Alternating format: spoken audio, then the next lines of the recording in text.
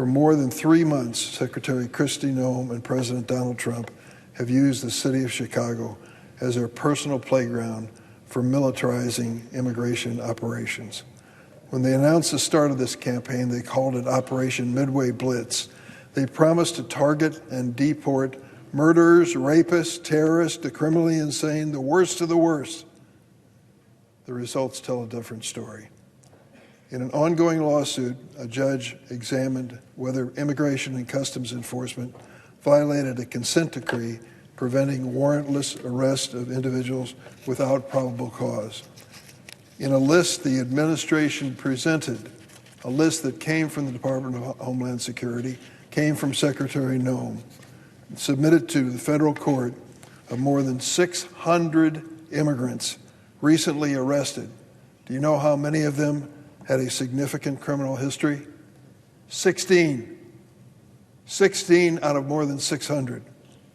Nationwide, ICE has arrested nearly 75,000 people with no criminal history between January 20th and October this year. Federal immigration agents have arrested and detained the following as examples: a mother on her way to visit her 15-day-old baby in the NICU, a teacher at a preschool in front of her young students, day laborers, vendors, construction workers, and cooks simply trying to work hard, make a living, and support their families. Immigration agents arrested and detained at least 40 U.S. citizens in Illinois alone between late August and early November. Does that sound like we're getting rid of the worst of the worst? People with no criminal history, many of whom are citizens of the United States, not given the advantage of due process guaranteed by the 5th and 14th Amendments. I've repeatedly warned that these actions amount to political theater to promote the president's anti-immigrant agenda and spread fear and reduce crime. I have cautioned that it is a slippery slope from this trampling of rights and liberties guaranteed by the Constitution.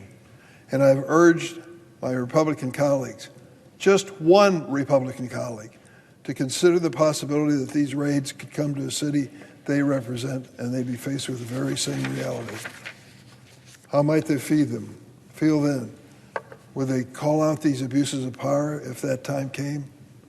Well, I regret to inform them that the time has come. After wreaking havoc in Illinois, Border Patrol official Greg Bovino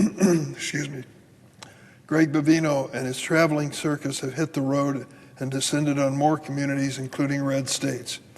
Last month in Charlotte, North Carolina, a video posted to social media showed a U.S. citizen construction worker being swarmed by federal agents while he was in his vehicle. They proceeded to smash the truck's window and handcuff him while verifying his citizenship. The man said the agents, quote, didn't believe I was an American citizen and wanted to know where I was born. He was released only after the agents verified his citizenship. In a separate incident, this one in Louisiana, a viral video showed a silver unmarked SUV pulling up to a woman and 2 masked agents exiting to chase her. She repeatedly yelled she was a U.S. citizen and to, quote, leave her alone before making it to her home. Other states, including Florida and Texas, have also witnessed increased federal immigration enforcement operations. These types of confrontations with federal agents that we are seeing in the streets of many American cities will unfortunately continue unless we speak up. The lack of professionalism and the use of overly aggressive tactics and excessive force is sad but not surprising. The Trump administration has surged ICE hiring with the goal of onboarding 10,000 new agents by the end of the year. That would more than double the number of deportation officers from the current number of 6,000 to 16,000.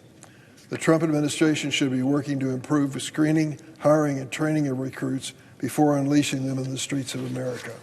Instead, they have lowered requirements for ICE agents, including loosening the age restrictions for prospective agents and shortening the training period from 13 weeks to merely 6 weeks, and giving each of the new ICE recruits a $50,000 cash bonus.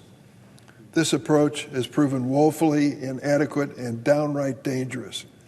Recent reporting suggests these new lower hiring standards have resulted in ICE recruits who have barely been able to read or write, failed drug tests, displayed tattoos associated with gangs and white supremacists, failed to meet basic physical fitness requirements, and even have pending criminal charges. Secretary Boehm calls this her dream team. Her dream team. In one instance, the staff at a Georgia-based federal law enforcement training center where recruits are trained were left shocked when a student asked to be excused from class to attend a court case that he faced on a gun charge. A male recruit reportedly barged into a female dorm at one of these training facilities after bar hopping and harassed the occupants. Another recruit groped a woman in a training class. These are the people, the dream team of Secretary Boehm, that President Trump is attempting to release onto our streets to restore law and order. With these lower standards, the troubling incidents I've described are definitely going to increase. Given all this, I ask my Republican colleagues, if you think we need to keep an eye on the federal government, why don't we start here? Will any of you rebuke this lawlessness and cruelty? Any one Republican senator? What will it take for you to finally do so? We ought to be united in calling out these abuses.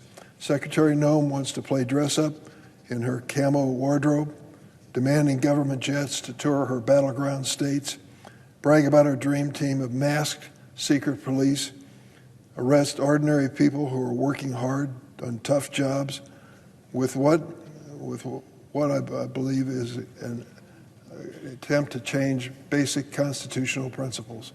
We have to stand up and speak out. Is this what America is really all about? I yield the floor.